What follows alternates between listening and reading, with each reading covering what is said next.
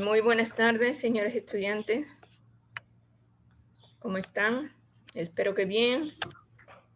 Retomamos la clase, en este caso las exposiciones que comenzarían hoy día, que serían los dos primeros grupos. Si tuviéramos algún tiempo, entonces podríamos hacer alguna tutoría. Eso lo veríamos al final. Sin más preámbulos, comenzaríamos con la exposición del primer grupo.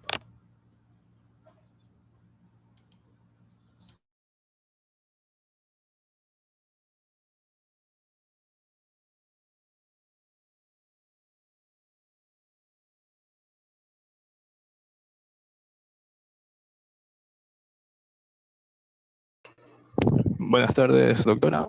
Buenas tardes, compañeros. Somos el grupo número 1 y nosotros vamos a hablar sobre las hipótesis y las variables. Siguiente diapositiva, por favor. Bueno, para comenzar, ¿qué son las hipótesis? Las hipótesis son guías de una investigación o un estudio. Estas hipótesis van a indicar lo que vamos a tratar de probar y vamos a dar explicaciones tentativas al fenómeno que vamos a investigar.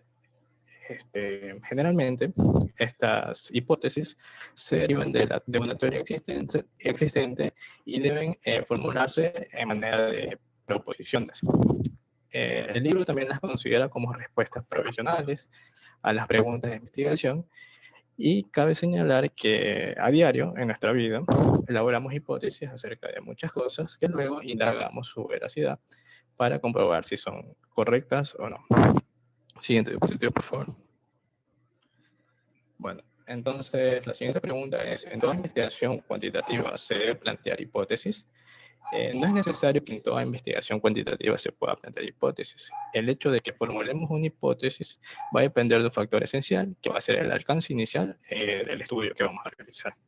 Las investigaciones cualitativas que formulan una hipótesis son aquellas cuyo planteamiento define que su alcance va a ser correlacional o explicativo, o los que tienen un alcance descriptivo, pero que intentan pronosticar o aclarar una cifra o un hecho. Entonces, en el cuadrito que vemos aquí a la derecha, vamos a ver el tipo de alcance de estudio y si se formula o no la hipótesis. En un estudio con alcance exploratorio no se formula ninguna hipótesis. En un estudio con alcance descriptivo se formulan hipótesis cuando se debe pronosticar algún hecho o un dato. En un estudio de alcance correlacional se formulan hipótesis con correlaciones, y en un estudio de alcance explicativo se formulan hipótesis causales. Siguiente, por favor. Ya, entonces la siguiente pregunta que nos plantea el libro es que si todas las hipótesis deben ser verdaderas. No es necesariamente que todas las hipótesis sean verdaderas. Estas pueden serlo o no, pero todas las hipótesis deben ser comprobadas a través de datos. Como lo expliqué antes, son explicaciones tentativas o parciales, y el investigador debe comprobarlas. Y este investigador no sabe siempre si la hipótesis se vaya a comprobar o no. Las hipótesis pueden ser más o menos generales o precisas y abarcan dos o más variables, pero en cualquier caso son solo afirmaciones sujetas a comprobaciones empíricas, es decir, a verificación de la realidad. Siguiente.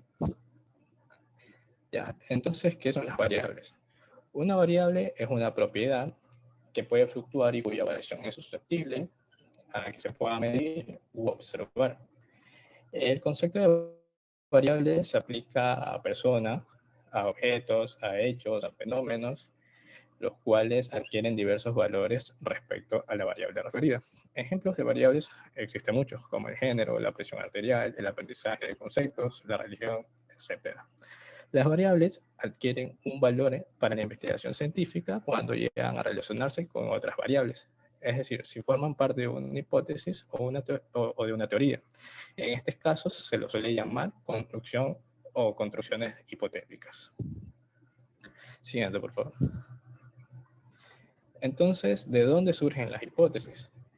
En el enfoque cuantitativo, es natural de que las hipótesis surjan del planteamiento del problema y del marco teórico, ya que va a existir una relación muy estrecha entre el planteamiento del problema, la revisión literaria y lo que es la hipótesis. Al formular la hipótesis, vamos a evaluar nuestro planteamiento del problema. Por otra parte, se menciona que durante el proceso de la formulación de la hipótesis, quizás se nos ocurran durante el proceso de la formulación de la hipótesis, tal vez surjan ideas de que hayan otras hipótesis que no estaban contempladas en el marco original, por lo cual surgen nuevas ideas o nuevas experiencias del tema a tratar. Bueno, esa ha sido mi parte. Gracias. Bueno, ahora hablando de lo que son las características que debe tener una hipótesis, tenemos que son 5 características de las cuales se tiene que regir. La primera sería que la hipótesis debe referirse a una situación real. Es decir, las hipótesis solo pueden someterse a prueba en un universo y un contexto bien definidos. Por ejemplo, una hipótesis relativa a alguna variable de un comportamiento gerencial, por ejemplo, la motivación, se debe someter a prueba en una situación real, por ejemplo, con ciertos gerentes de organizaciones existentes. Es muy frecuente que cuando nuestras hipótesis provienen de una teoría o una generalización empírica, es decir, una afirmación comprobada varias veces en la realidad, sean manifestaciones contextualizadas o casos concretos de hipótesis generales abstractas. Como ejemplo tenemos que a mayor satisfacción laboral, mayor productividad. Esta es general y es susceptible a someterse a pruebas de diversas realidades. Por ejemplo, en diferentes países, ciudades, en una sola empresa o parques industriales, con varios directivos o secretarios diferentes. Y en estos casos, al probar nuestra hipótesis contextualizada, aportamos evidencia en favor a la hipótesis más general. Bueno, la segunda característica sería que las variables o términos de la hipótesis deben ser comprensibles, precisos y lo más concretos que sea posible.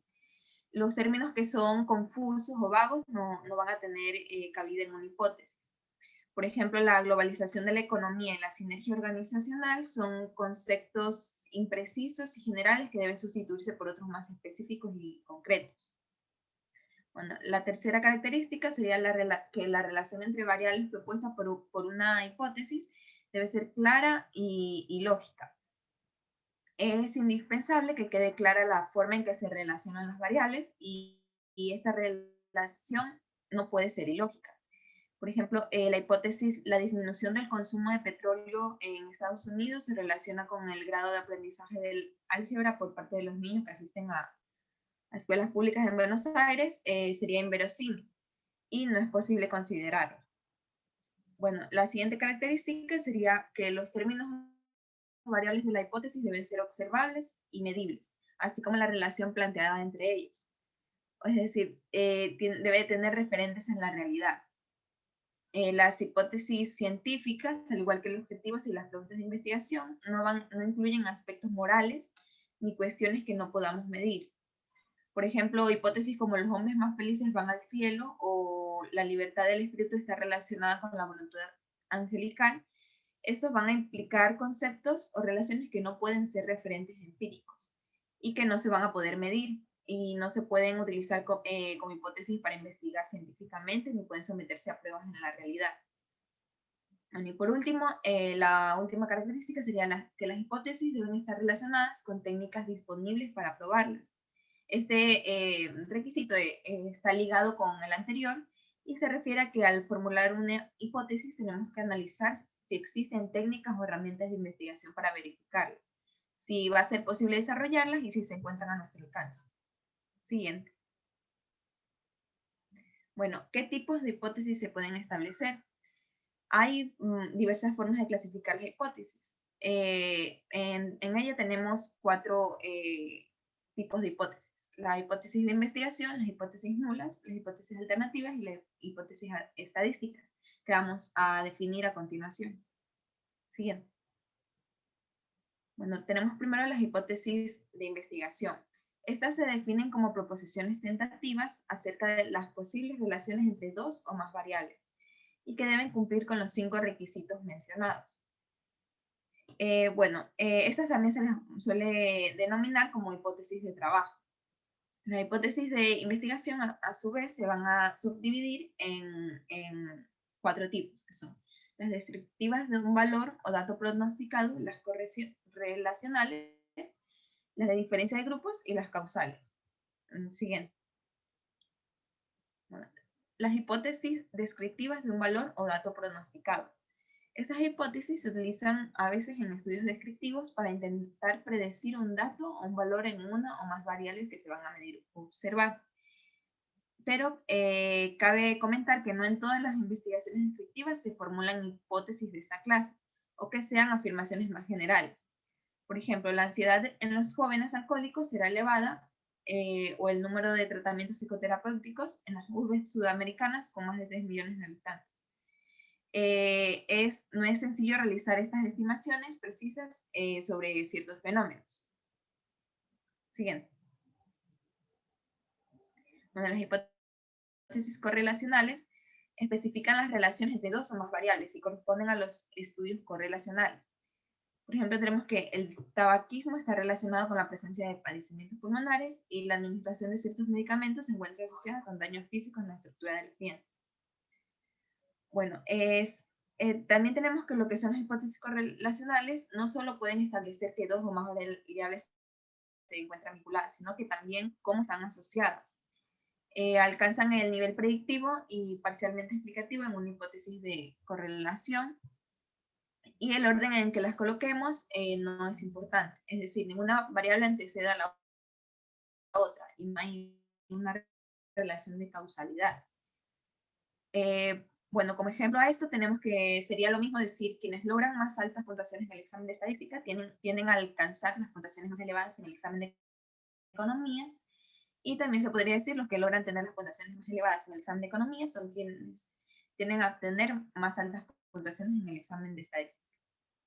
Bueno, esta sería mi parte.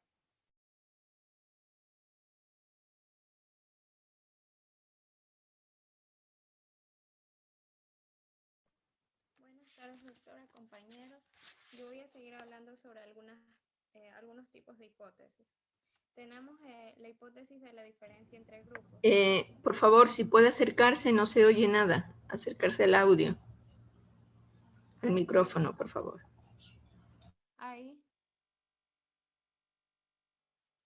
Ahí sí se escucha. No se le oye.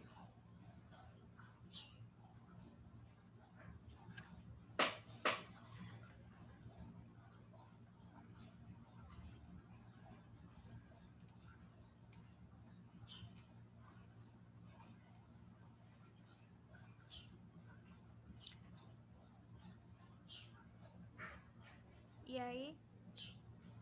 Muy poquito.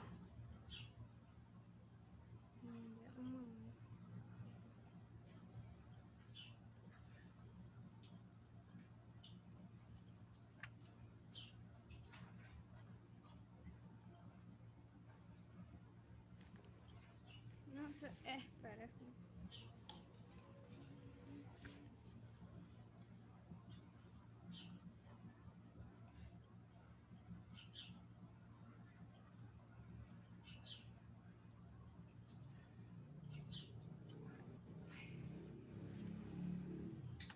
Doctora, ahí sí se oye. Un poco mejor, pero todavía está muy lejano. Ya, ¿me puede aceptar de nuevo? Ahí. ¿Perdón? Ya, ahí sí. Sí. Ok.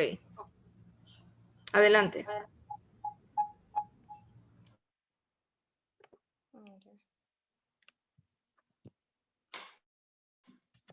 Ya, bueno, buenas tardes, doctora, compañeros. Yo les voy a hablar, como les decía, de algunos tipos de hipótesis. Tenemos la hipótesis de la diferencia entre grupos.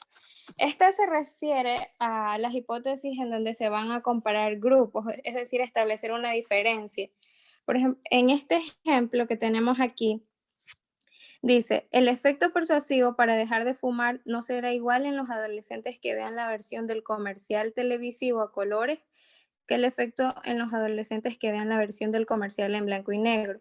Como vemos, hay dos grupos, los que van a ver el comercial televisivo a colores y los que van a ver el comercial en blanco y negro.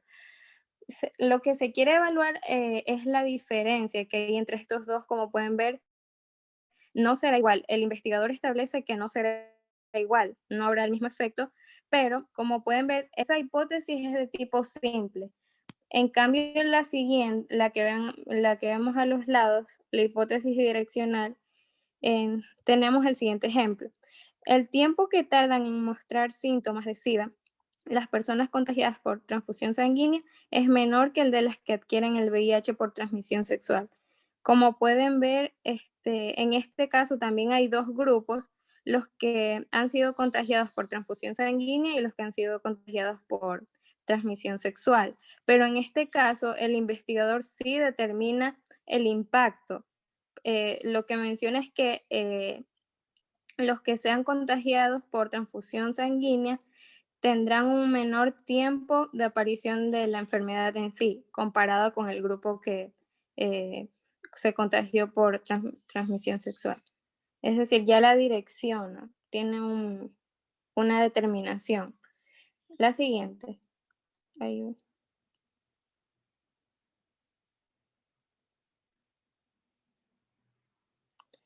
Tenemos la hipótesis que establecen relaciones de causalidad. Perdón. En la anterior, en la relación de grupos, en la hipótesis de relación de grupos, simplemente se quería ver, comparar grupos. ¿Puede o no establecerse, el investigador podría establecer la causa y el efecto, y más que todo evaluar la diferencia entre distintos métodos, distintas técnicas, pero en este caso, en la de relación de causalidad, sí se establece, se afirma una relación y se afirma una relación de causa-efecto. Pero para esto debe haber también una correlación. El ejemplo que tengo aquí es el siguiente. La desintegración del matrimonio provoca baja autoestima en los hijos e hijas. Como pueden ver, la desintegración del matrimonio vendría a ser la causa, y el verbo que utiliza aquí también estaría indicando provoca, causa, genera. Está mencionando que influye de alguna u otra manera. Entonces, la baja autoestima sería el efecto. La siguiente. Para diferenciar, como vimos, hay hipótesis correlacionales y hay hipótesis de causalidad. No, la hipótesis de correlación debe haber sí o sí, deben relacionarse dos o más grupos o variables. Pero no se establece una relación, no necesariamente se establece una relación causa-efecto. En cambio, en la de causalidad debe haber una correlación y aparte debe haber esa relación causa-efecto. El ejemplo que tengo aquí es bastante claro, que es sobre una empresa que fabrica un producto que se vende poco y decide mejorarlo, decide hacer una campaña para anunciar el producto en radio y televisión. Después de esto, observa un aumento en las ventas del producto. Los ejecutivos de la empresa pueden decir que el lanzamiento de la campaña está relacionado con el incremento de ventas, pero realmente, pudo haber mejorado el producto en sí, la calidad del producto, la etiqueta, y pudieron haber influenciado varias situaciones con el incremento de las ventas. No se establece. Para realmente conocer qué fue la causa, en este caso tendría que solamente evaluar la causa y con el efecto, pero en este caso puede que hayan existido correlación, se hayan correlacionado varias variables como causa. La siguiente. Ahora tenemos las hipótesis causales bivariadas, que serían como una parte de las hipótesis causales. En este caso hay dos variables, la variable independiente y la variable dependiente. Es también importante mencionar que en las hipótesis correlacionales no se debe hablar de, como ya mencioné, no hay una relación establecida, algo que afirme que hay una relación causa y efecto. Entonces, en las correlacionales no se debe hablar de causa y efecto y por ende de variables independientes y dependientes. Lo contrario con lo de las hipótesis causales, que aquí sí se habla de causa y efecto y por lo tanto de variables independientes y dependientes. La causa viene a ser la variable independiente y el efecto, pues que depende de la causa, es la variable dependiente. El siguiente ejemplo nos dice que el consumo diario y permanente de selenio como suplemento alimenticio reduce el crecimiento de los tumores cancerígenos en mujeres que se encuentran en la etapa inicial de la enfermedad. Entonces, la causa vendría a ser el consumo de selenio y el crecimiento de los tumores cancerígenos es el efecto del consumo de selenio diario y permanente. La siguiente. Las hipótesis causales, como vimos las bivariadas, en este caso solo hay 2 variables, acá tenemos muchas variables, más de 2. Puede ser varias variables independientes y una dependiente, también tenemos, o puede ser una variable independiente y varias dependientes, o varias variables independientes y varias variables dependientes. La siguiente.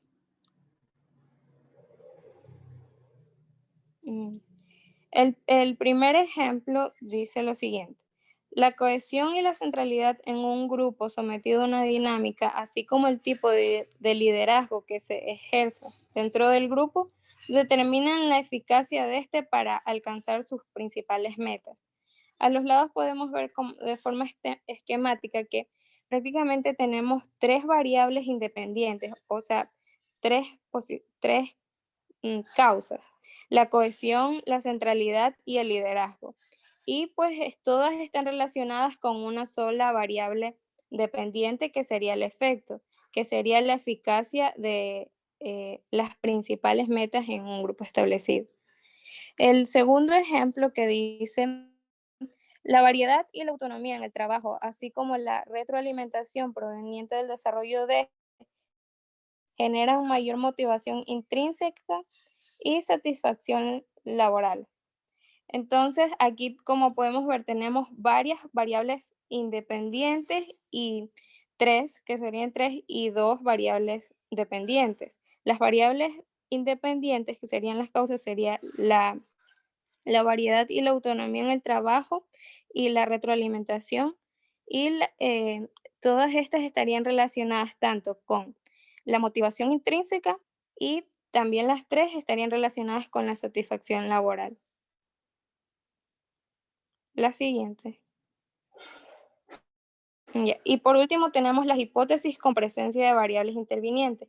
Esta es una variación de las hipótesis multivariadas, porque en este caso se necesitan 2 variables como base, una variable independiente y una variable dependiente, la causa y el efecto, pero también se necesita una variable que influya, que determine o que intervenga para que intervenga en la causa para que se dé el efecto.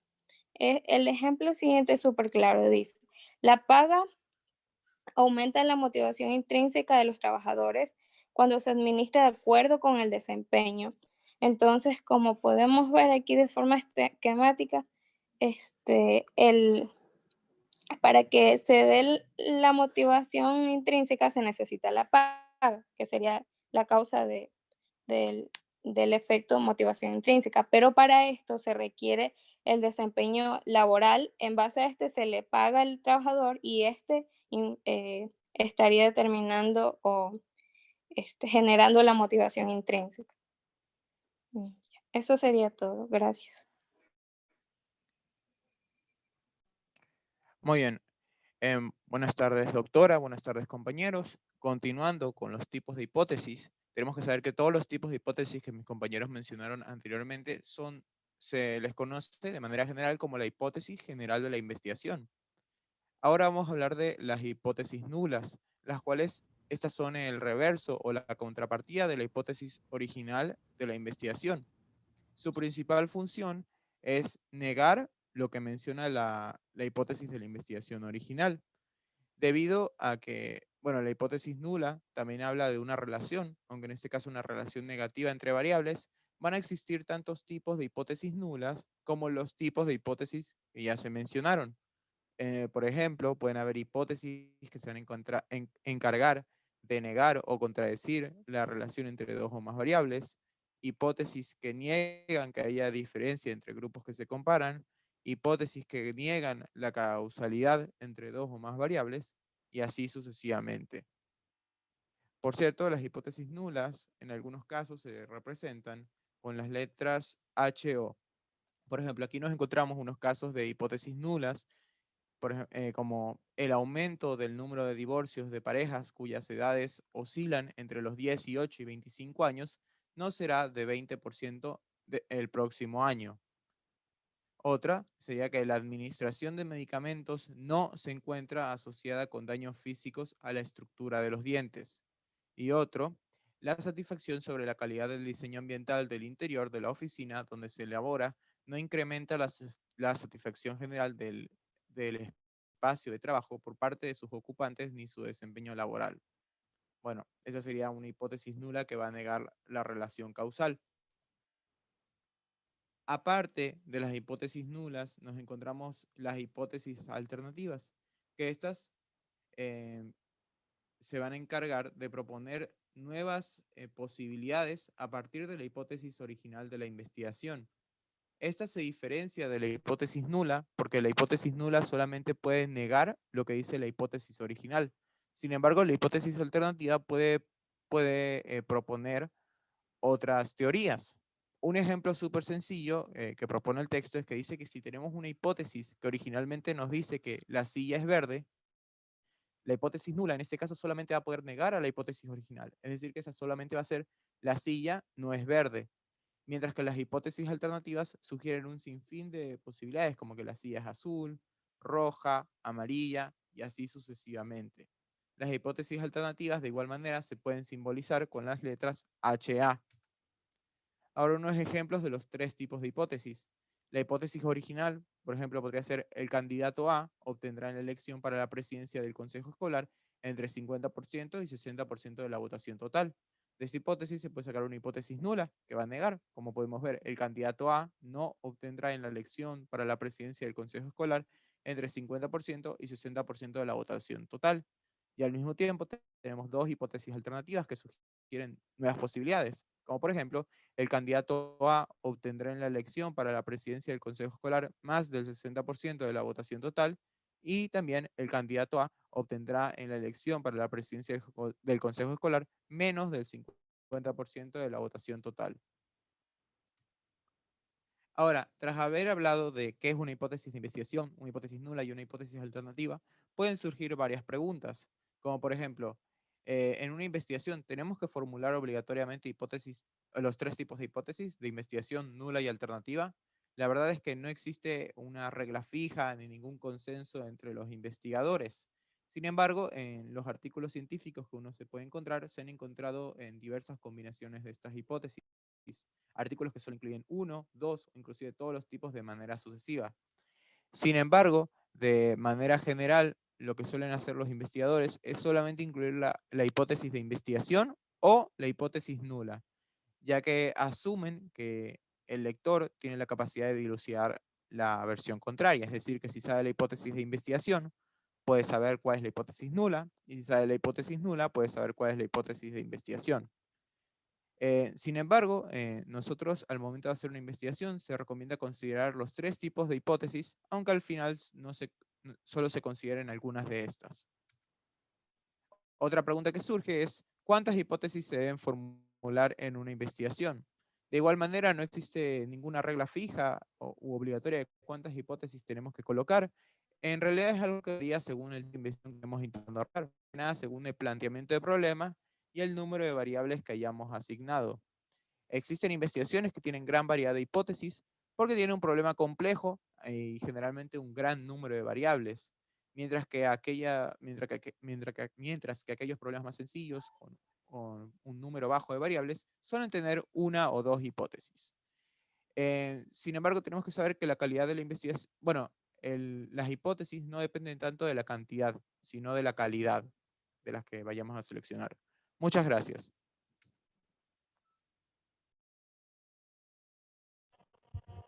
Continuando con la exposición, en una investigación se pueden formular hipótesis descriptivas de un dato que se pronostica en una variable, hipótesis correlacionales, hipótesis de la diferencia de grupos e hipótesis causales.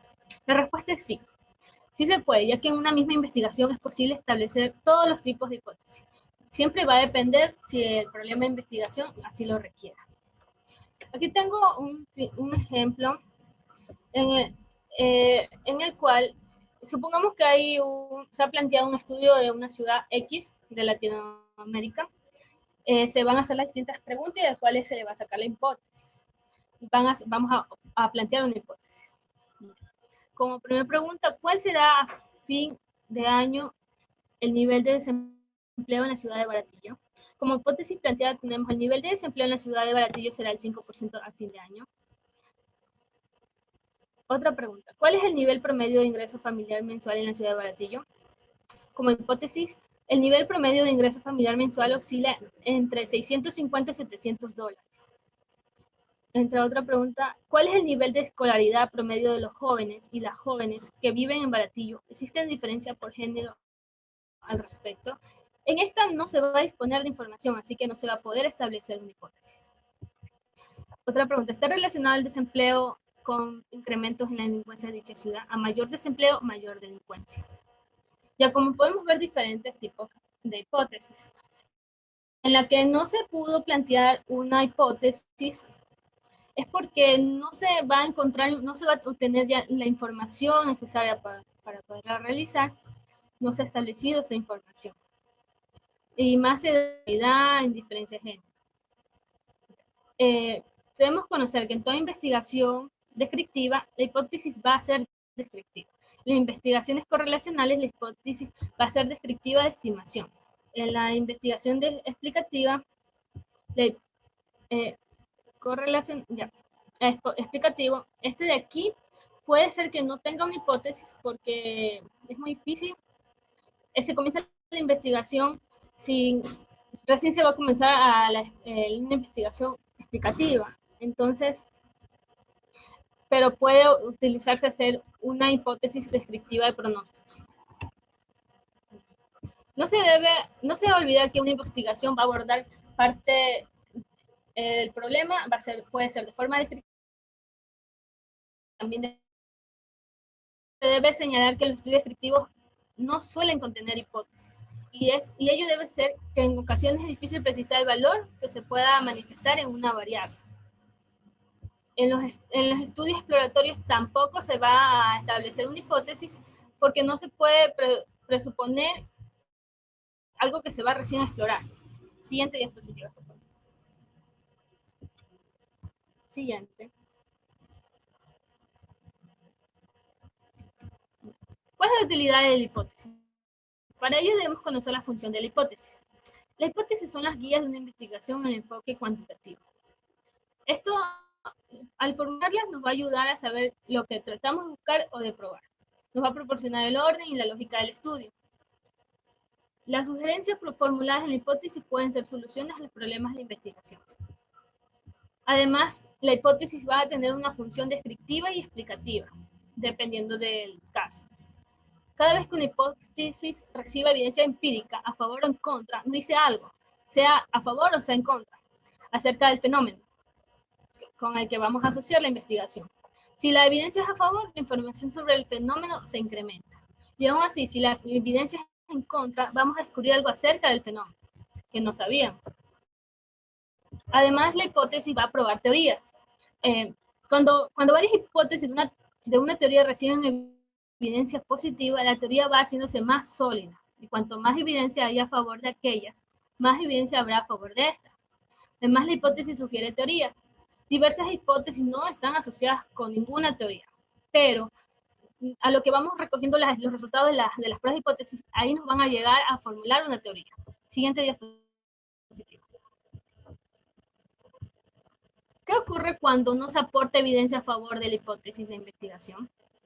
Ya, como podemos observar en la nube es un tipo de, más o menos, de conversación que podemos ver en dos personas que están realizando su tesis. Elisa dice, los datos no apoyan nuestra hipótesis. Gabriel, ¿y ahora qué vamos a hacer? Nuestra tesis no sirve. Elisa dice, tenemos que hacer otra tesis. En realidad, no siempre los datos y resultados van a apoyar la hipótesis. Pero el hecho de que estos no aporten evidencia a favor de la hipótesis planteada, de ningún modo significa que la investigación carezca de utilidad. Hay que recordar que el fin de la investigación va a ser el conocimiento, por lo que si no nos va a aportar ningún favor a nuestro estudio, también estos datos en contra de la hipótesis nos van a ofrecer conocimientos. Aquí lo importante es analizar por qué no se aportó ese a favor, si no hubo en contra de la hipótesis. Así vamos a saber para que la hipótesis tenga utilidad. No es necesario que sean respuestas correctas a los problemas planteados. En este momento se va a comenzar a eliminar cada una de las hipótesis que están en contra.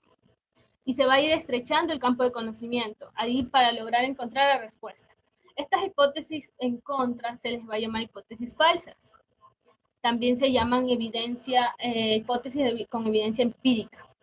Esta va a dirigir a que el investigador lo va a dirigir hacia factores o relaciones insospechadas que de alguna manera podría ayudar a resolver el problema. Siguiente diapositiva. Deben definirse las variables de una hipótesis como parte de su formulación. Siempre al formular una hipótesis se debe definir los términos o variables en los que lleva la hipótesis.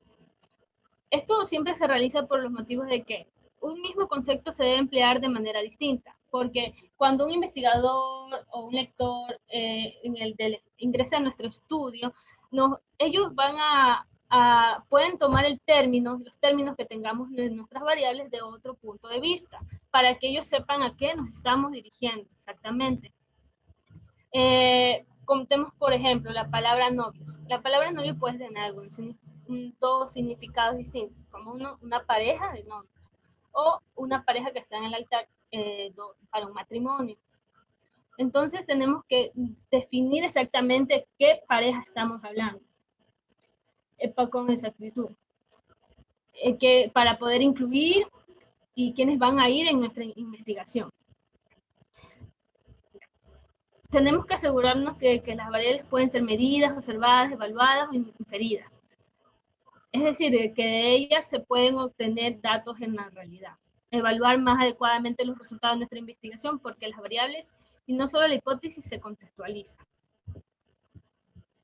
En conclusión, sin definición de las variables no hay investigación. Las variables deben ser definidas de dos formas, conceptuales y operacionalmente. También se debe definir las variables para confrontar nuestra investigación con otras similares.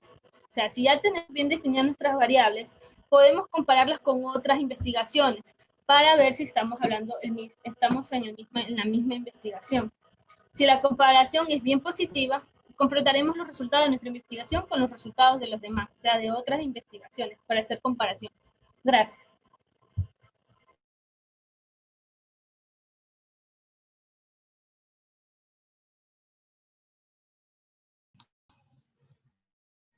Bueno, buenas tardes. Bueno, mencionando las definiciones conceptuales, aquí nos mencionaba que una definición conceptual trata a la variable con otros términos. Entonces, también mencionaba que se tratan de definiciones de diccionario o de libros especializados. Y bueno, también cuando van a describir la esencia o las características de una variable, de un objeto o un fenómeno que se les va a denominar definiciones reales.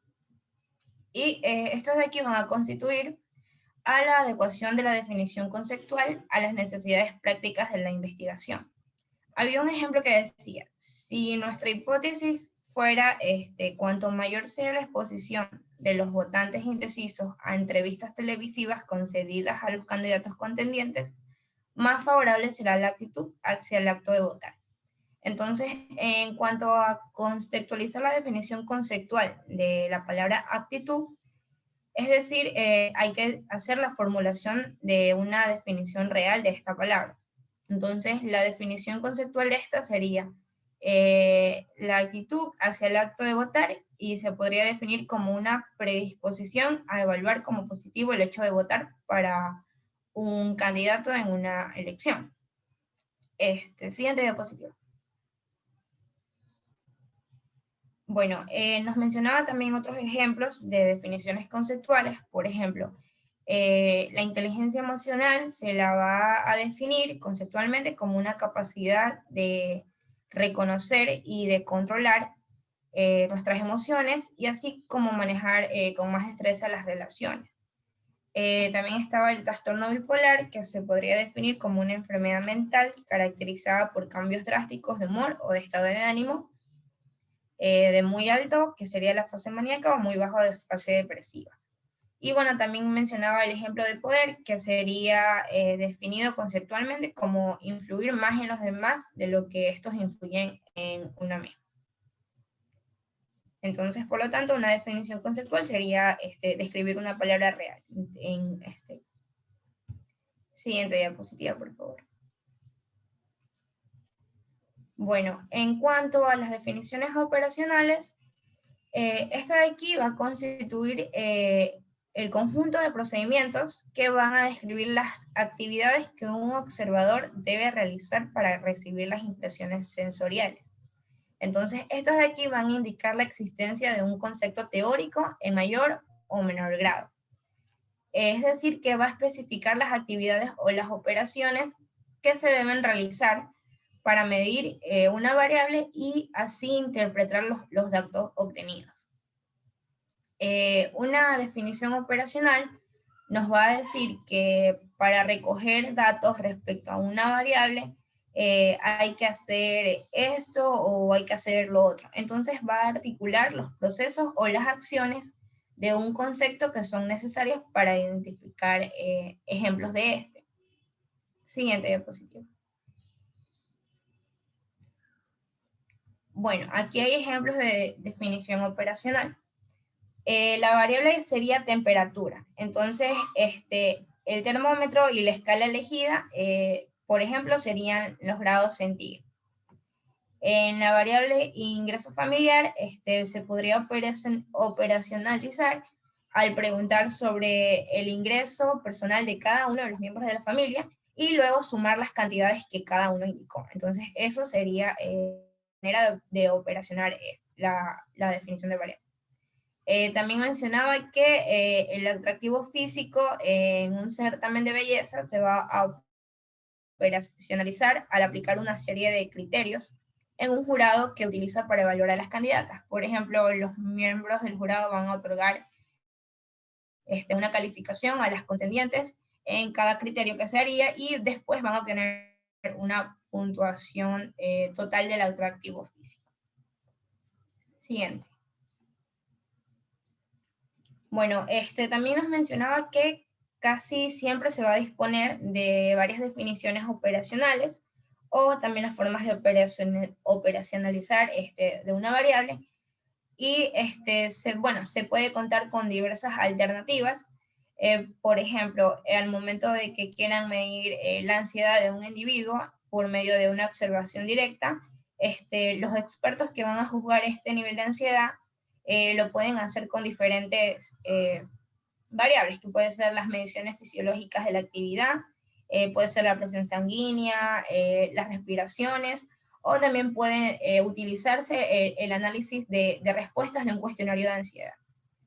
Entonces hay que tomar en cuenta que cuando el investigador va a disponer de varias opciones para definir operacionalmente una variable, tiene que elegir aquella que proporcione más información sobre la variable, aquella que capte mejor la esencia y se adecue más al contexto en el que se está investigando. También que sea precisa o que tenga una mezcla de estas alternativas ya mencionadas. Siguiente diapositiva, por favor. Y bueno, también mencionaba que los criterios para evaluar una definición operacional son básicamente 4. La primera, adecuar texto. Esta de aquí quiere decir que se adapte al tema del que se va a investigar, el que se va a hablar. Está también la capacidad para captar los componentes de las variables de interés. También menciona que haya confiabilidad y validez también al momento de evaluar una definición operacional. Entonces, también destacaba que una correcta selección de las definiciones operacionales o la creación de una definición operacional propia se va a encontrar relacionada con una adecuada revisión de la literatura. Entonces, cuando una persona ha sido cuidadosa al revisar literatura, leer sobre el tema, informarse, se va a tener una gama más amplia de definiciones operacionales para elegir o también más ideas para desarrollar una nueva. Y bueno, también al contar con estas,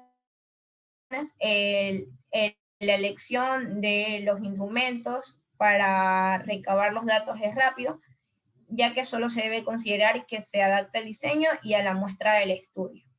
Entonces, en una investigación se tienen por lo regular diversas variables y por tanto también se van a formular varias definiciones conceptuales y operacionales. Eso sería todo al respecto. Muchas gracias.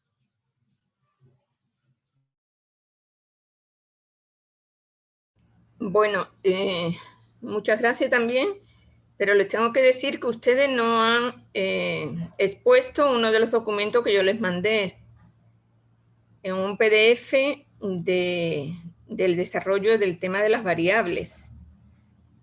Entonces, no sé qué ha pasado, pero ustedes han expuesto solo lo del libro, pero no han expuesto el tema de las variables.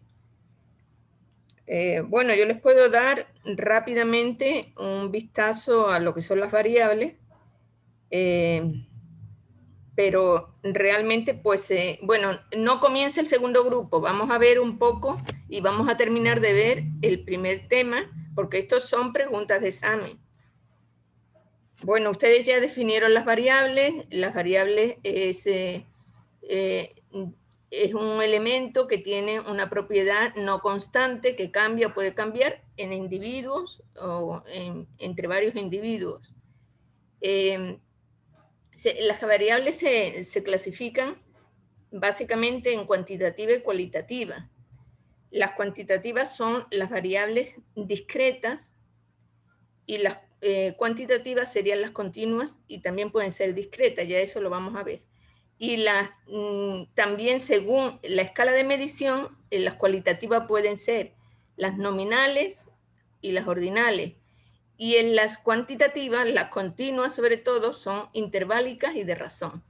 Entonces, bueno, ¿qué es una variable cualitativa? Es aquella que expresa una característica que no es posible medir ni cuantificar, solo se puede calificar o cualificar. Por ejemplo, expresar, por ejemplo, lo que es la diabetes.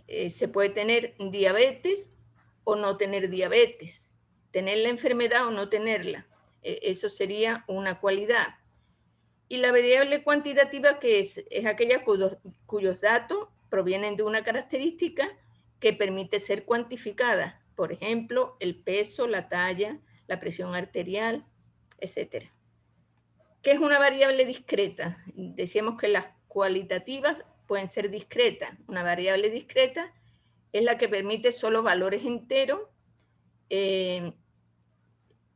O sea, puede ser cualitativa, pero también cuantitativa, porque solo permite valores enteros. Por ejemplo, el número de hijos. El número de hijos nunca puede ser 2,5, tienen que ser o 2 o 3. También el número de camas de un hospital, no puede haber 150 camas y media. Entonces, el número de camas es una variable discreta, igualmente el número de hijos. En cambio, las variables continuas son las variables que se permiten decimales, como por ejemplo, se puede pesar 70,5 kilos, o se puede medir 160.5, etcétera. Bueno, en cuanto a las variables según su naturaleza, que decíamos en las cualitativas que son nominal u ordinal, en las nominales el orden no importa. O sea, por ejemplo, se puede tener, de diabetes se puede tener diabetes tipo 1, diabetes tipo 2, diabetes gestacional, pero no quiere decir que la gestacional es más importante que la 1 o la 2. O sea, el orden no importa. En cambio, en la variable ordinal, pues el orden sí sigue un gradiente, sigue, como su palabra indica, sigue un cierto orden, como por ejemplo en la clasificación de los estadios de los tumores. Los tumores se clasifican en el estadio 0, 1, 2, 3, 4, en función de cómo va avanzando ese tumor. Esas serían las ordinales. Después las interválicas son las que son cuantitativas y son las que tienen el 0 de manera arbitraria. El mejor ejemplo es la temperatura, donde el 0 no implica ausencia de temperatura. O sea, el 0 es arbitrario, se pone el 0, pero sí puede haber menos de 0 grados. En cambio, en la de razón, el 0 es real. ¿Eso qué quiere decir? Que, por ejemplo, si nosotros pesamos en gramos, no puede haber 0 gramos. O sea, siempre tiene que ser, diríamos, un valor. Entonces, esas serían las de razón. Después están las variables dependiente e independiente, y eso ya lo han visto ustedes. Las dependientes son el efecto, las independientes prácticamente pues son las que determinan la causa. Entonces, eso básicamente serían los tipos de variables. Les he dado un vistazo, pero rápido. Ustedes tienen que revisar ese documento para el examen, porque si no, realmente, pues ahí van a ir 1 o 2 preguntas del examen final. Entonces, por favor, recuperen ese documento, que es un artículo científico, y es un artículo de revisión de lo que son las variables, y revisen en el momento del examen final. Ok, ahora sí, por favor, empieza el grupo 2.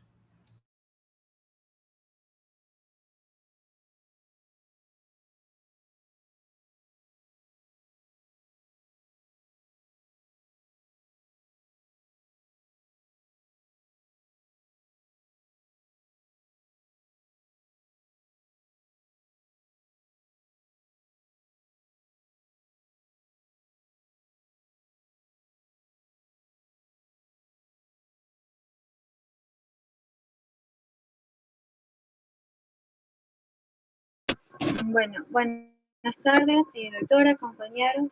Les vamos a hablar sobre lo que son las técnicas para el levantamiento de la investigación cuantitativa. Continúen, por favor. Ya, pásalo.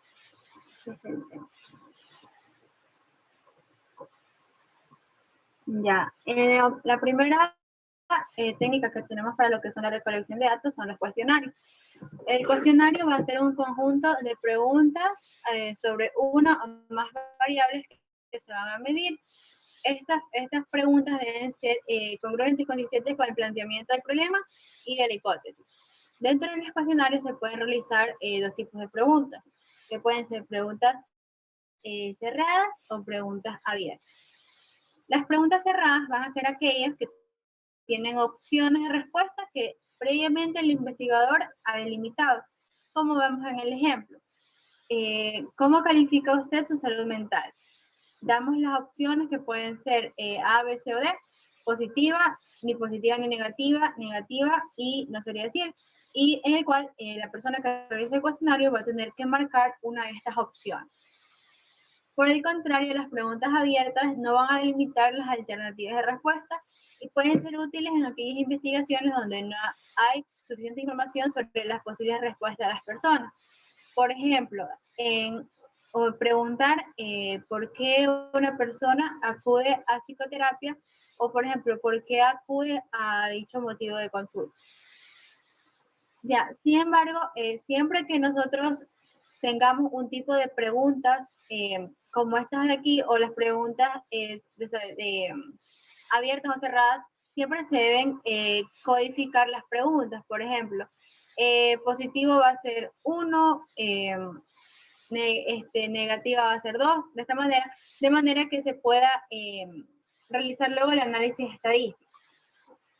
Bueno, una de las ventajas y desventajas de utilizar estas preguntas es que las preguntas cerradas van a ser fáciles de codificar y preparar para el análisis, puesto que previamente tenemos algo establecido. En cambio, cuando tenemos preguntas abiertas, pues esto está sujeto a lo que nosotros vayamos a recolectar de los encuestados y pueden variar tanto en número y va a ser mucho más difícil de procesarlo.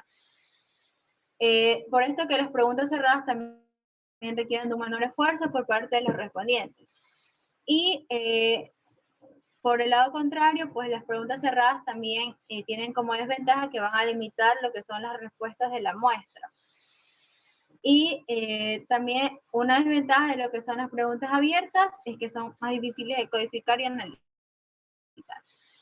Continuamos, por favor. Ya, en todo cuestionario, toda investigación que se realice, se deben tomar en cuenta lo que son preguntas consideradas como obligatorias, por decirlas así, que son las preguntas de tipo demográficas, preguntas que sirven para orientar sobre el género, la edad, el nivel socioeconómico en ciertas investigaciones, el estado civil, el nivel de estudios, la religión, el barrio, zona donde se vive, la pertenencia a ciertas agrupaciones, la actividad a la que se dedica y los años de vivir en el lugar de residencia. Ya, estas preguntas se realizan puesto que sirven para analizar lo que son la parte epidemiológica de la muestra que nosotros estamos investigando, y también para establecer ciertas asociaciones en cuanto a la pregunta de investigación y ciertos, por ejemplo, factores de riesgo, cuestiones de este tipo. Ya, entonces con estos indicadores se va a construir lo que son algún tipo de índice y vamos a tener una investigación más amplia en cuanto a eso de limitar lo que es la zona en la que nosotros estamos trabajando. Continúa, por favor. Ya, esto es lo que yo les mencionaba sobre si las preguntas van codificadas o no. Ya, estas son la codificación de las preguntas. Ya, las preguntas, siempre que se quiera hacer un análisis estadístico, en este caso que estamos realizando investigaciones de tipo cuantitativo, se va a requerir codificar las preguntas de los participantes, perdón, las respuestas a las preguntas del cuestionario. Entonces, cada vez que nosotros pongamos las opciones, nosotros tenemos que considerar, ya bien sea por escrito o ya bien en un documento aparte, que cada una de las respuestas va a corresponder a un número. Puesto que cuando nosotros queremos hacer asociaciones o queremos ya tabular estos resultados, pues nosotros vamos a saber que si tenemos 5 respuestas con el número 1, pues van a ser 5 respuestas positivas y así sucesivamente. Continuar, por favor. Ya, entonces, ¿qué características deben tener las preguntas que se realizan en los cuestionarios? Independientemente de que las preguntas sean abiertas o cerradas y que las respuestas vayan a estar codificadas o no vayan a estar codificadas, de acuerdo a la investigación, bueno, claro está que en la investigación cuantitativa siempre se va a codificar, vamos a tener que hay que cumplir con ciertas características. La primera es que las preguntas tienen que ser claras, precisas y comprensibles para las personas que están encuestadas y deben evitarse lo que son términos confusos, ambiguos y de doble sentido. Ya, otra condición que deben tener las preguntas es que estas deben ser lo más breves posible, puesto que una pregunta muy larga puede resultar un poco tediosa y puede que las personas que nosotros les estemos preguntando pues no la entiendan o les produzca como que confusión y no vayan a responder lo que nosotros realmente queremos que nos respondan. Por ejemplo, nosotros no podemos preguntar que si ha asistido recientemente a una consulta.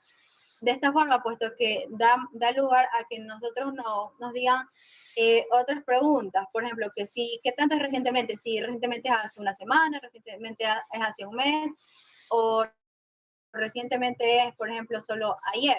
Entonces nosotros tenemos que ser lo más directo y evitar esta confusión. Ya, por ejemplo, preguntar si ha asistido a consulta médica en la última semana. Eso sería una pregunta que nosotros nos permite tener una respuesta adecuada.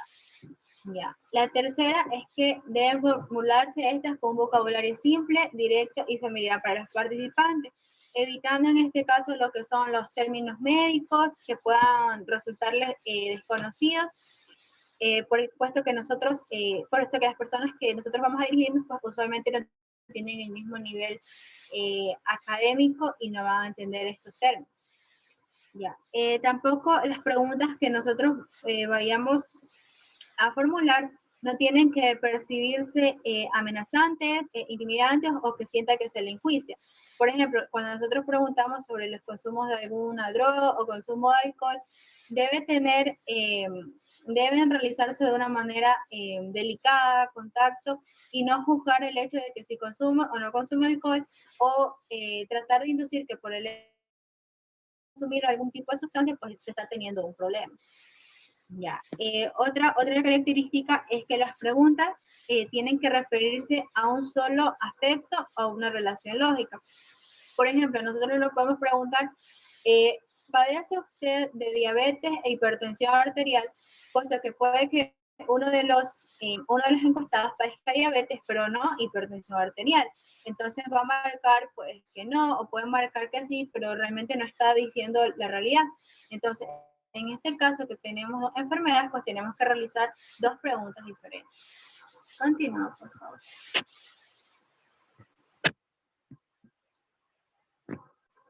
Ya.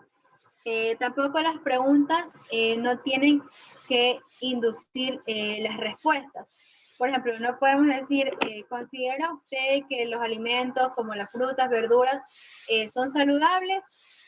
No, porque nosotros estamos tratando de inducirle a la persona que esto realmente es así. Entonces nosotros deberíamos preguntar algo más bien como que establecer opciones y preguntarle sobre qué opina de estos alimentos, si son saludables, beneficiosos o perjudiciales. Ya.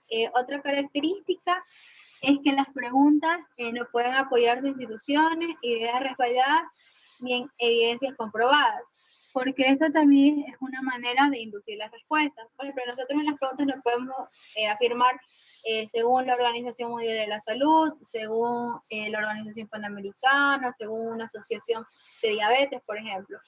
Afirmarse, por ejemplo, la Asociación de Diabetes americana dice que la incidencia de la diabetes está en aumento. ¿Está usted de acuerdo con esto? No es una buena pregunta, puesto que la persona, al ver que esto está respaldado por la institución, pues va a pensar lógicamente de que es cierto. Entonces nosotros tenemos que evitar nombrar las instituciones dentro de nuestras preguntas. Entonces, por mi parte, ya le van a seguir con otras características de las opciones. Buenas tardes, doctora. Bueno, otras características de las preguntas que se deben hacer es evitar que las preguntas nieguen el asunto que se interroga. Por ejemplo, no se debe realizar preguntas como tipo, ¿qué niveles de estructura organizacional no apoyan al proceso de calidad en una institución de salud? Sino que lo correcto es dar qué niveles sí apoyan a este proceso, ya que generalmente las personas no suelen saber en realidad lo que sí se hace, más no lo que no se hace, y puede llegar esto a hacer que la persona, si en caso se hacen estas preguntas así con negación, respondan de manera errónea o se inventen datos. Tampoco es conveniente incluir dobles negaciones en preguntas que generalmente son positivas, pero suelen confundir a las personas, por lo que se aconseja en realidad realizar las preguntas con una orientación positiva. Ya, otra de las características de esta pregunta es que no se deben realizar preguntas racistas o sexistas ni que ofendan a los participantes, ya que pueden causar que en realidad estos no colaboren se sientan ofendidos o también problemas. Pueden ser problemas legales. También se recomienda que en las preguntas que tengan, digamos, que tengan fuerte carga emocional o sean preguntas delicadas o complejas, se tomen en cuenta al momento de realizar, aunque dicen que estas preguntas en realidad son preguntas de las entrevistas cualitativas, más no de las cuantitativas. Y también hay que tener en cuenta que estas preguntas, en sí, las preguntas que nosotros consideramos importantes, nunca se deben preguntar a lo último, sino que se deben preguntar en medio del cuestionario, así. Y la otra característica de las preguntas es que, digamos que en las preguntas que varían de categorías, se deben preguntar en diferente orden a cada entrevistado, ya que muchas veces las personas se suelen orientar por la primera opción. Entonces, para evitar que las personas hagan esto, se recomienda que se rote el orden de las preguntas. Continúa. Hay otra característica también, es que no se deben realizar preguntas que sean complejas o que las personas, la población a la que va dirigida nuestra encuesta, no las entienda. Ya. ¿Cómo deben ser las primeras preguntas de un cuestionario? En general, lo que se recomienda aquí es que preguntas inicialmente sean preguntas neutrales o que las personas las contesten de manera fácil, o sea, la edad, dónde vive, o otras preguntas que sean fáciles de contestar, para que la persona entre en la situación y nos ayude y nos colabore de manera correcta. Por lo cual, se sugiere que se realice un procedimiento de embudo, que es que las preguntas deben ir de las más generales a las más específicas, y como ya les he mencionado, las preguntas importantes nunca deben ir al final, porque puede ser que al final de la encuesta la persona ya no colabore como debería, y son preguntas que en realidad son importantes para nuestro estudio. Siguiente.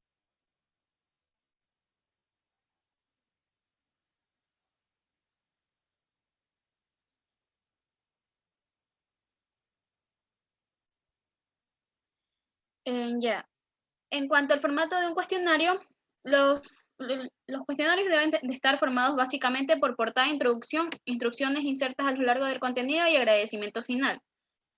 En cuanto al parte de la portada, aquí prácticamente es la carátula, y aquí generalmente se dice que esta debe ser atractiva y que llame la atención a la persona que va a hacer la encuesta.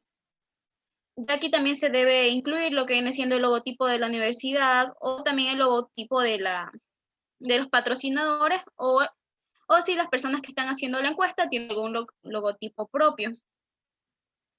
Ya, en cuanto a la introducción, aquí lo que se debe hacer es que se va a describir el propósito general del estudio para que la persona que vaya a realizar la encuesta esté consciente de lo que se va a llevar a cabo.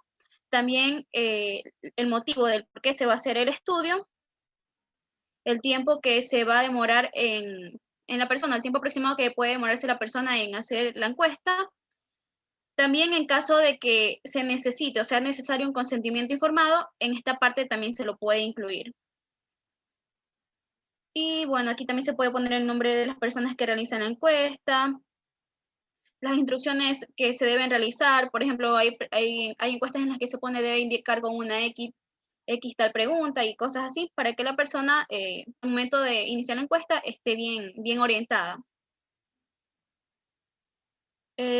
También, por otro lado, se deben poner instrucciones insertas a lo largo del contenido. ¿Qué quiere decir esto? Digamos que hay una pregunta que dice, si usted no ha hecho tal cosa, sáltese a la pregunta 30. Entonces, eso le ayuda a las personas a orientarse. Y el agradecimiento final, que aquí se debe agradecer a la persona también por realizar la encuesta, por colaborar y eso.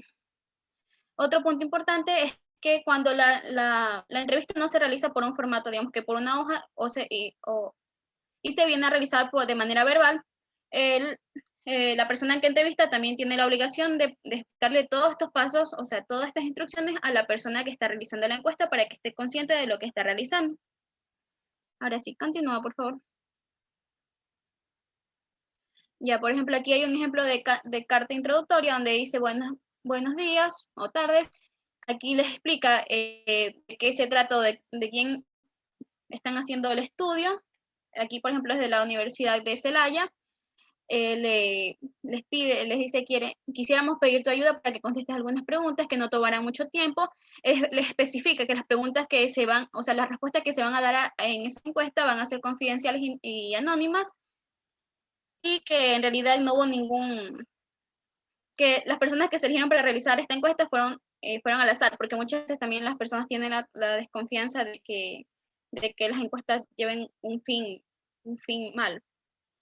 Entonces aquí también le dicen que contesten el cuestionario de manera sincera y que lean las instrucciones correctamente. Y más abajo, como en otro ejemplo, están las instrucciones. Por ejemplo, ahí dice marques con una X o con un visto y cosas así. Y el agradecimiento inicial, y también hay un agradecimiento final. Continúa, por favor. Gracias. Ya, otra de las características que pueden tener estas encuestas es que dice que se puede dar un incentivo al participante para que estos colaboren. Por ejemplo, algún obsequio, algún boleto. También se puede incentivar a la persona de manera, digamos, que la elegimos por tal motivo y cosas así. Y también, como ya les había mencionado anteriormente, los cuestionarios a veces tienen preguntas. Por ejemplo, en el ejemplo de abajo, dice que si la respuesta es sí, pase a la pregunta 26, y si la respuesta es no, pase a la pregunta 27. Y cosas así, o sea, indicaciones así van en los cuestionarios. Siguiente.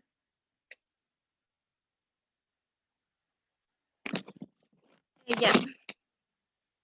En cuanto, también hay otra característica, que es en ocasiones se van a presentar tarjetas como opciones y respuestas. Y aquí en este caso el entrevistador va a tener que mostrar a los participantes las opciones y va a tener que explicarle en sí lo que se va a realizar. Por ejemplo, en este caso, si digamos que tiene la primera pregunta son sus políticas de ventas, o digamos que puede ser una pregunta como que ¿usted considera que los servicios que brindan en el IES son buenos? Ahí se les explica a la persona que 1 significa, digamos, que no, 2 significa que son regulares, irregulares, 3 que son malos, 4 que son muy malos, así. Ya. En cuanto al formato de distribución de instrucciones, preguntas y categorías, las preguntas deben estar organizadas para que sea más fácil de responder en el cuestionario, y así también se debe asegurar que las preguntas estén enumeradas, y eso. Y cabe recalcar que también en estos cuestionarios se recomienda que también el orden de distribución de las preguntas y categorías de estas sea variado, para así evitar que cada persona responda lo mismo. Siguiente. Bueno, ¿de qué tamaño debe ser un cuestionario? En sí, el tamaño del cuestionario, no existe una regla que diga un cuestionario debe tener tanta extensión o algo así, pero sí se recomienda que los cuestionarios sean lo más cortos y, o sea, y entendible, o sea, digamos que sean cortos, pero que recojan la información necesaria, porque a veces cuando son muy cortos no se recoge la información necesaria y se pierde información. Y cuando son muy largos suelen llegar a ser tediosos. Otra pregunta es cómo se codifican las preguntas abiertas. En sí, las preguntas que son abiertas, inicialmente lo que se va a hacer es leer todas las preguntas y juntar las que tienen similitudes en respuestas. Y luego de ahí se van desglosando categorías. Siguiente, por favor. Ya, se van desglosando categorías en las que se van ya separando las respuestas en sí. O sea, lo que se hace es está abierta. Y encontrar similitudes entre estas. Por ejemplo, en el primer ejemplo están, se han clasificado las preguntas por similitudes. Y ya luego cuando se hace ese proceso, lo que se hace es reducir estas categorías para así disminuir en sí las respuestas y tener mejor análisis de las mismas. Por ejemplo, de aquí que habían 14 categorías, al momento de reducir y mezclar las categorías que más similitudes tenían, se reducieron a 7 categorías. Siguiente.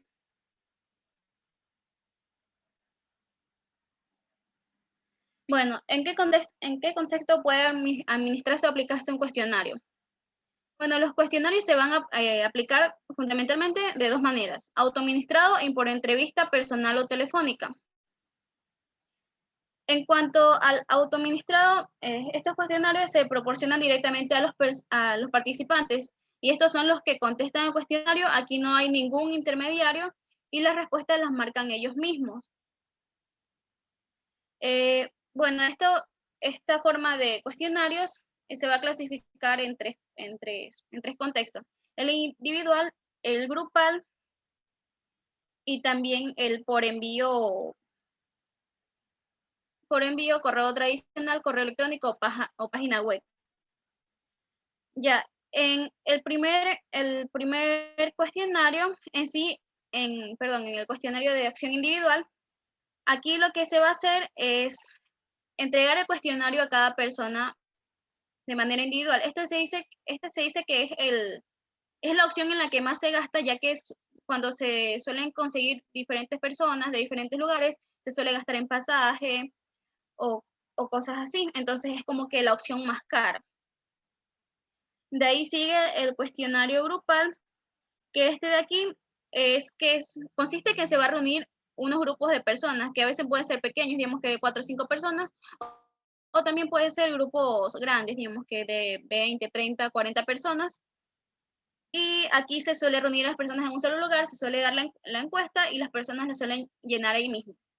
Y en realidad este es un buen método de recolección y es más económico que la recolección de datos individuales. Y por último, que es la recolección de datos o la autoadministración por envío, que aquí lo que va a conseguir, lo que se va a hacer es que se va a enviar la encuesta a la persona por correo tradicional, correo electrónico o página web. Y eso. Cabe recalcar que también estos cuestionarios, cuando son por correo web, también se requiere que sean bien llamativos, que tengan un diseño original para que las personas suelan llenarlo correctamente. Siguiente. Y bueno, esa es mi parte. Bueno, en cuanto a las entrevistas personal, tenemos que esta entrevista personal implica a una persona calificada, es decir, un entrevistador que aplica el cuestionario a los participantes. Este no deberá sesgar o influir en la respuesta. Por ejemplo, debe reservarse de expresar aprobación o desaprobación, debe reaccionar de una manera ecuánime ante alteraciones de los participantes y no debe contestar con gestos ambiguos. También tenemos que el propósito en este caso del entrevistador, va a ser llevar a buen fin cada entrevista. ¿Qué quiere decir llevar a buen fin? Que los participantes o el entrevistado se sienta con ánimo y dispuesto a responder las preguntas. Es muy importante que se le transmita a los participantes que no hay respuestas correctas o equívocas. Con respecto a las instrucciones del cuestionario, algunas son para el entrevistado y otras para el entrevistador. En el caso del entrevistador, debe recordar que al inicio se va a comentar el propósito general del estudio, las motivaciones y el tiempo aproximado de respuesta, y agradecimiento de antemano la colaboración. Siguiente. Cuando se trata de una entrevista personal, las condiciones en donde se realice aquella va a ser muy importante. Estas pueden ser oficina, hogar, o casa o habitación, también en lugares públicos o sitios públicos como un centro comercial, un parque o una escuela. Anteriormente estas encuestas se realizaban, el entrevistador en este caso tenía una serie de preguntas en un papel y a medida que iba realizando las preguntas las iba marcando con ya sea un bolígrafo o un lápiz. Actualmente ya hay varios sistemas para sustituir este cuestionario de lápiz de papel, como es el CAPI.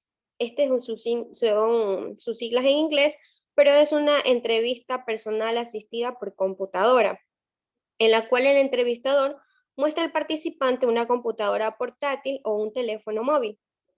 Este aquí le va a indicar que contiene el cuestionario y el último, es decir, el entrevistado responde guiado por el entrevistador. Siguiente. Entrevista telefónica. Bueno, ¿cuál es la diferencia entre la entrevista personal? Obviamente, como su nombre lo dice, entrevista por teléfono va a ser el medio de comunicación por el cual se va a realizar. Esta entrevista resulta ser más rápida y económica. En este caso, las habilidades del entrevistador son las mismas que la anterior, con la diferencia que este no tiene que confrontarse, es decir, no hay este cara a cara que hay en la entrevista personal. Aquí no va a importar la vestimenta, pero sin embargo va a ser muy importante la voz, su modulación y la claridad con la que se realicen las preguntas por este medio. Una ventaja de este medio es que se van a poder acceder a barrios inseguros, a hogares exclusivos donde se limita el ingreso, así como también a lugares geográficamente lejanos. Las desventajas es que este tipo de entrevista va a estar limitadas a unas cuantas preguntas o no se pueden efectuar mediciones complejas de variables o profundizar ciertos temas. Algo que tenemos que tener en cuenta es que cuando se realizan tanto entrevistas personales o telefónicas, se debe tomar en cuenta el horario. Siguiente. Bueno, escala para medir actitudes. La actitud es la predisposición aprendida para responder coherentemente de manera favorable o desfavorable ante un objeto, ser vivo, actividad, concepto, persona o símbolo. Nosotros los seres humanos tenemos actitudes hacia diversos objetos, símbolos o como ya lo dije, personas, conceptos, pero por decir uno de los ejemplos que se puede mencionar de acuerdo a esto de actitud, es por decir actitudes hacia el aborto. Si mi actitud hacia el aborto es desfavorable, probablemente no abortaría o no participaría de un aborto. Entonces, desde luego, la actitud solamente va a ser un indicador de la conducta, pero no va a ser la conducta en sí. Por ello, las actitudes deben interpretarse como síntoma y no más como hechos. Los métodos más conocidos para medir por escala las variables que constituyen actitudes van a ser el método de escala de Likert, el diferencial semántico y la escala de Goodman. Siguiente.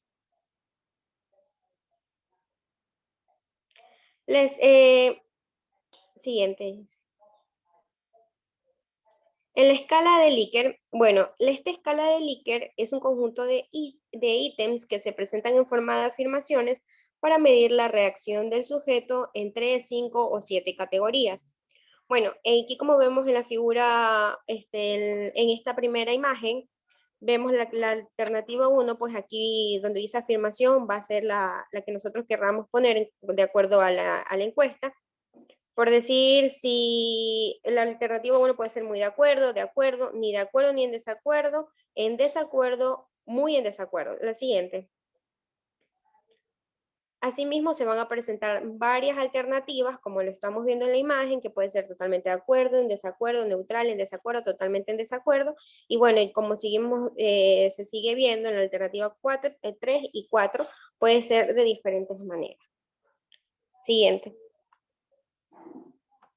Bueno, es indispensable señalar que el número de categorías de respuesta debe ser igual para todas las afirmaciones, pero siempre respetando el mismo orden o jerarquía de presentación de las opciones para todas las frases. Es decir, si en la pregunta o en la afirmación 1 nosotros ponemos 5 alternativas, tanto en la pregunta 1, en la afirmación 1, en la afirmación 2, afirmación 3 y así sucesivamente, cuantas afirmaciones tengamos, deben de tener el mismo número de alternativas en cada afirmación, ¿ya? Y cuando nos referimos a que se debe de mantener ese mismo orden o jerarquía de presentación de las opciones para todas las frases, es como estamos viendo en la imagen, que nos muestra algo correcto e incorrecto.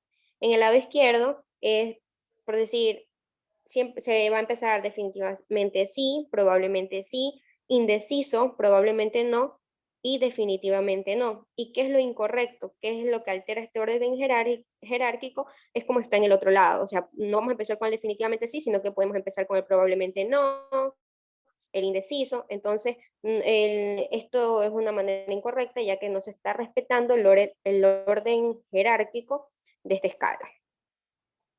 Bueno, en cuanto a la dirección de las afirmaciones, tenemos que si las afirmaciones pueden tener dirección favorable o positiva y desfavorable o negativa. Bueno, si la afirmación es positiva, significa que califica favorablemente al objeto de actitud. De este modo, cuando más de acuerdo esté con la frase los participantes, su actitud será igualmente más favorable. ¿Ya? En cambio, si estamos muy en desacuerdo, significa una actitud muy desfavorable. Entonces tenemos que, por lo tanto, cuando las afirmaciones son positivas, se califican comúnmente de la siguiente manera. Como lo estamos viendo en la imagen, puede ser muy de acuerdo, ni de acuerdo, ni en desacuerdo y muy en desacuerdo. Y en este caso vemos la puntuación que cada una toma, por decir el muy de acuerdo 5, el de acuerdo 4, el ni de acuerdo, ni en desacuerdo 3, y en desacuerdo 2 y muy en desacuerdo 1. Es decir, en el ejemplo, estar más de acuerdo implica una puntuación mayor.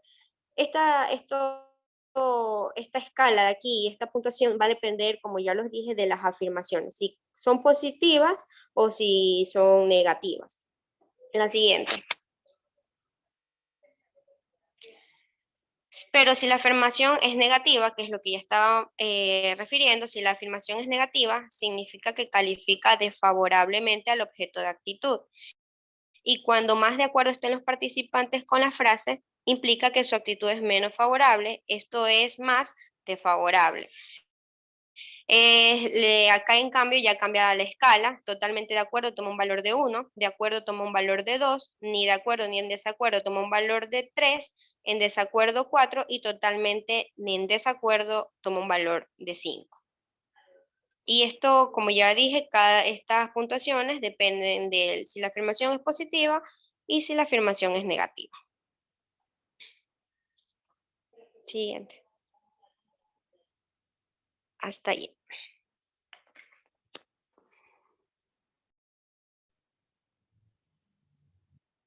Bueno, a continuación les hablaré sobre la escala de Likert. Continúo, que ya se habló. Siguiente. Bueno, la forma de obtener las puntuaciones dentro de la escala de Likert, podemos ver que las puntuaciones de las escalas de Likert se obtienen sumando los valores alcanzados respecto de cada frase. Por ello, esta escala se denomina escala aditiva. Aquí en esta imagen, en la figura 9.13, podemos observar que hay 8 ítems. Cada ítem tiene una puntuación de 1 a 5 y al final lo que se hace es sumar la puntuación que obtuvo en cada ítem. En este caso, la persona obtuvo 12. Ya, podemos ver que una puntuación se considera alta o baja según el número de ítems o afirmaciones. Por ejemplo, en la escala para evaluar la actitud hacia el organismo tributario, como lo es el ejemplo de aquí, la puntuación mínima posible es de 8 y la máxima es de 40, ya que esta encuesta consta de 8 afirmaciones. Y como les dije, la persona del ejemplo tuvo una puntuación de 12. Ya, también si alguien hubiera tenido una puntuación de 37, su actitud se calificaría como sumamente favorable, que es todo lo opuesto a la puntuación que obtuvo esta persona que respondió. Ya, en la escala de Likert a veces se califica el promedio resultante en la escala mediante la sencilla fórmula PT sobre NT, donde PT es la puntuación total en la escala y NT es el número de afirmaciones. y entonces es una puntuación que se analiza en el continuo 1 menos 5, y de la siguiente manera con el ejemplo que se obtuvo en este ejemplo. Sería la puntuación total de la escala, que fue 12, sobre el número de afirmaciones o ítems, que es 8, lo cual nos da un puntaje de 1.5. Siguiente. Condiciones sobre la escala de Likert. A veces se disminuye o se puede incrementar también las categorías, sobre todo cuando los participantes potenciales tienen una capacidad muy limitada de discriminación o, por el contrario, muy amplia. Aquí tenemos 3 ejemplos. El primero es el que tiene 2 puntos, tiene 1 en de acuerdo y 0 en desacuerdo. La siguiente es intermedia, digámoslo así, tiene 3 puntos en de acuerdo, 2 en ni de acuerdo ni en desacuerdo y 1 en desacuerdo. Y cuando tienen una discriminación muy alta se podría poner más categorías, como lo vemos en la parte inferior. Hay 7. 7 totalmente de acuerdo, 6 de acuerdo, 5 indeciso, 4 indeciso también, pero ni de acuerdo ni en desacuerdo, 3 indeciso, pero más bien en desacuerdo, 2 en desacuerdo y 1 totalmente en desacuerdo. Aquí podemos ver que si los participantes tienen poca capacidad de discriminar, aquí se puede considerar 2 o 3 categorías, como en la parte superior. Por el contrario, si son personas con un nivel educativo elevado y una gran capacidad de discriminación, puede incluirse 7 o más categorías, como en la parte inferior. Siguiente.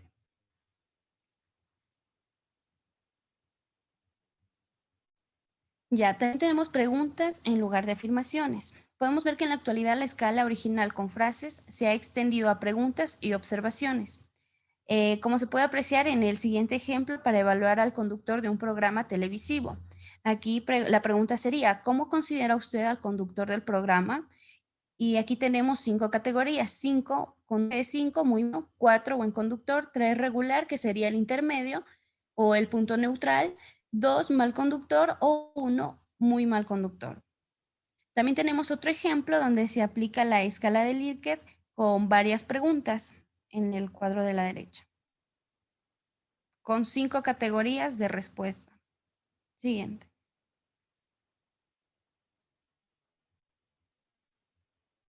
Ya, el método de completar las frases o la escala en la que se completan las afirmaciones, aquí se incluyen las frases incompletas respecto al objeto de actitud y a esta se les agrega un continuo que sirve como base para las respuestas claves.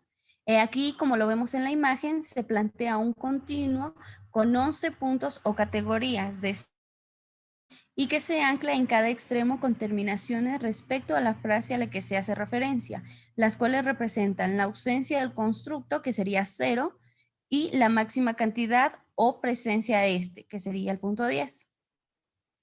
Siguiente. Sobre el diferencial semántico.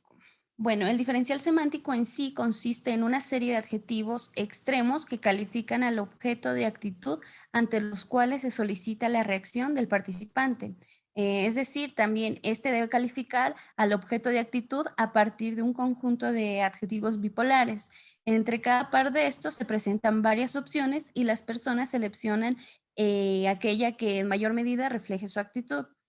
Aquí tenemos una lista de adjetivos bipolares que se pueden utilizar y acá a la derecha mostramos la escala bipolar que en este ejemplo habla sobre el objeto de actitud de un candidato A, que va desde justo a injusto con 7 categorías. Ya, cuando la actitud se relaciona muy estrechamente con un extremo de la escala, la respuesta se marca como lo vemos en la segunda imagen. Justo está en el punto 7, injusto está en el punto 1. Ya, y si el participante considera que el objeto de actitud se relaciona estrechamente con uno u otro extremo de la escala, la respuesta se marca así, dependiendo del extremo en cuestión. Si le parece parcialmente justo, estaría en el punto 6 y parcialmente injusto en el punto 1. También pueden poner, como lo vemos en el ejemplo de abajo, no muy justo, no muy injusto, o un punto neutral como en la última imagen. Siguiente.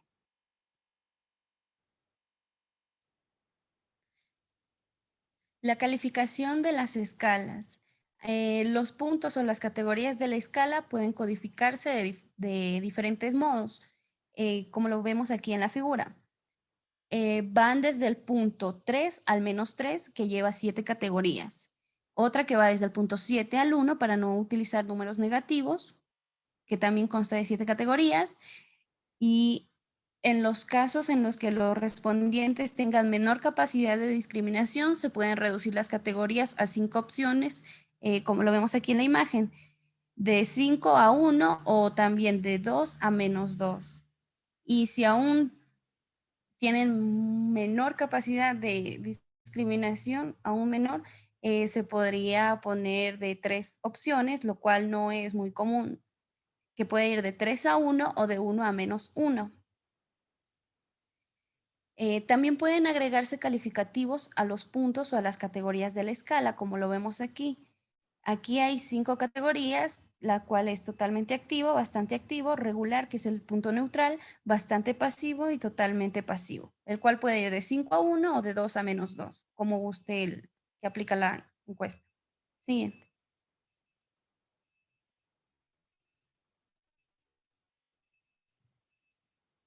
Ya, las maneras de aplicar el diferencial semántico.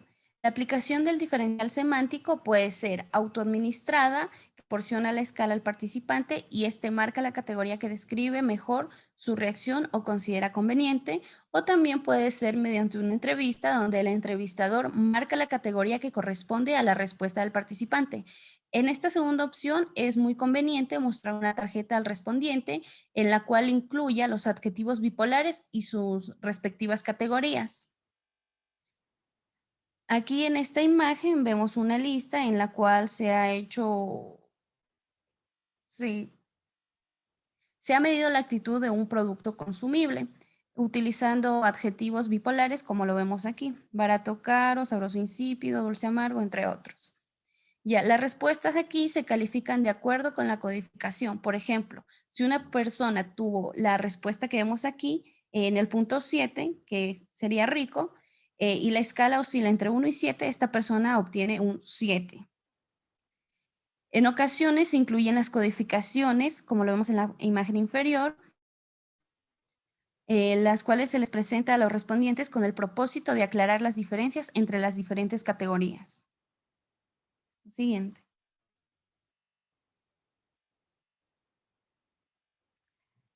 Los pasos para integrar la versión final de la escala se deben llevar a cabo, bueno, son estos, son 6.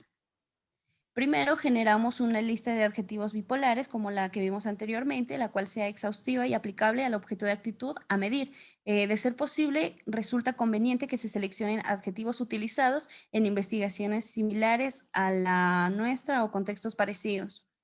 Después se construye una versión preliminar de la escala y se la administra a un grupo de participantes a manera de una prueba piloto. En el tercer punto se correlacionan las respuestas de los sujetos para cada par de adjetivos o ítems. En el cuarto punto se calcula la confiabilidad y la validez de la escala total. Y en el quinto punto seleccionamos los ítems que se presenten correlaciones significativas con los demás reactivos y discriminen entre casos. Naturalmente, si hay confiabilidad y validez, estas correlaciones serán muy significativas. Y por último, se desarrolla la versión final de la escala. La escala definitiva, esta se califica de igual manera que la de Likert, sumando las puntuaciones obtenidas respecto a cada ítem o par de adjetivos. Como lo vemos aquí, aquí tenemos 4 ítems, en los cuales en el primero tuvo 6 puntos, en el segundo 7 puntos y en el tercero y el cuarto 6 puntos, lo cual nos da un total de 25 puntos. Como punto menor tenemos el 4 y como máximo el 28, y el punto obtenido fue 25, lo cual es muy favorable. Y también su interpretación depende del número de ítems o pares de adjetivos. Asimismo, en ocasiones se califica el promedio obtenido en la escala total, la cual se la obtiene realizando la puntuación total, esta dividiéndola para el número de ítems, que en este caso sería 6.25. Gracias. Sí.